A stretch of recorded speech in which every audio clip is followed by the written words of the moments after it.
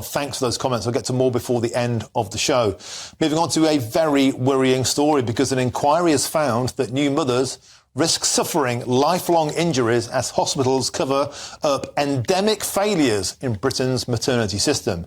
Well, the country's first parliamentary inquiry into birth trauma also reported that good care for pregnant women is now the exception rather than the rule.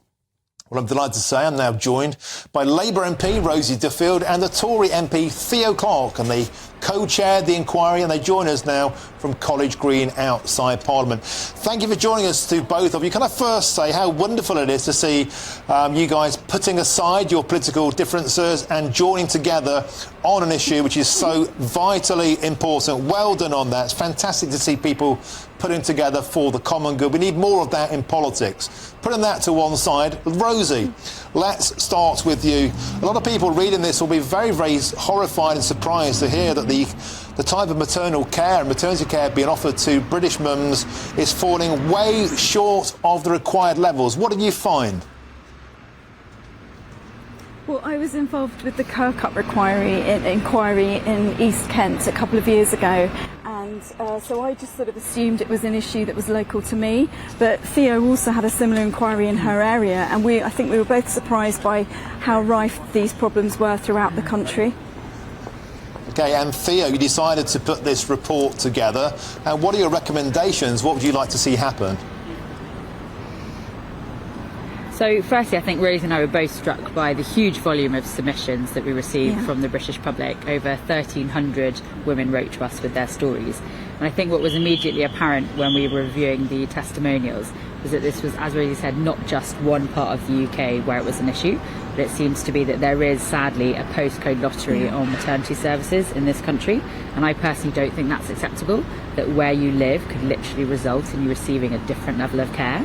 So one of our headline recommendations in our report to the Prime Minister is to call for a national maternity framework which would set out a standardised level of care to all hospital trusts, and secondly to have a maternity commissioner or a new mumsar who'd be responsible for implementing that.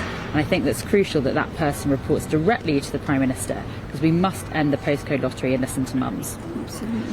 And Rosie, one of the very concerning lines from the report is that it found that women were treated as an inconvenience and errors were covered up by hospitals who frustrated parents' efforts to find answers. I went through a very traumatic birth, well, my wife did. When I witnessed that, it was very, very difficult. The hospital, I think, were quite worried about the outcome. Rather than protecting the mother, they seem more concerned about there not being any bad news coming out of it. Is that what you're finding here, that mothers who experience poor care, they're more or less treated as a problem to be managed rather than somebody to be helped at their weakest hours? Yeah, and I'm really sorry that you and your wife had that experience.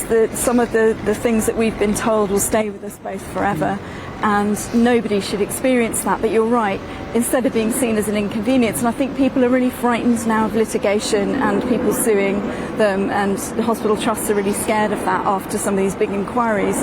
The patient and the baby should obviously be the number one concern, and the family involved. OK, and mothers obviously open up with very intimate stories to both of you.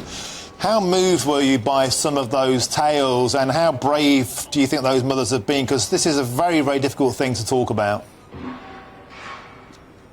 Well, I've obviously talked very publicly about my own traumatic birth, giving a speech in the House of Commons, so I know how incredibly difficult it is for mothers to come forward. So firstly, can I welcome so many mums that did, and I can say that every single response was read, and their submissions did inform the work of our inquiry. And it's interesting what you mentioned just then about fathers. I think I was quite struck that we didn't just receive recommendations from mothers, but also from dads and partners too. And I think there was one example that will really stay with me, when a father said to us in his oral evidence that the only time he was spoken to in labour was to ask, did he want to save his wife or his child? And that's completely unacceptable. This is not stuff that requires additional funding. This is about compassion, this is about empathy, and this is about a duty of care that the NHS has to its patients. And I was really shocked by some of the examples of language that we heard. Yeah, and I know that primarily childbirth is, of course, about the mothers who should be protected and nurtured at all costs. But you're absolutely right, and thank you for mentioning that, because when a father-to-be witnesses a very traumatic birth, often involving surgery and all sorts of things that you're never ever prepared for. It's a very, very traumatic thing to witness, especially as you feel so powerless to intervene. How hopeful are you that your framework, your plan will be implemented?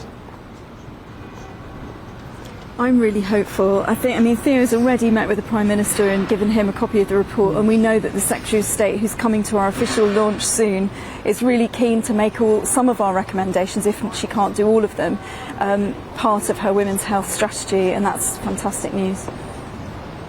Yeah, thank you very much. Well, thank you for joining us and sharing your knowledge of such a worthwhile report. Thank you very much. That's the Labour MP Rosie Duffield and the Tory MP Theo Clarke. And once again, well done on coming together and putting your party politics to one side. It's just great to see that. You know, normally people should be tearing lumps out of each other in the Commons, but there they are with a common cause, putting all that to one side and sticking up for mothers, both in their constituencies and across the country. And a little nod there to fathers. I know it's not about the dads, I know it's not, but I'm just saying it can be traumatic too when you see surgery and all the rest of it and things start to go very, very wrong and you're never ever prepared for any of that in life. That's what happened to me.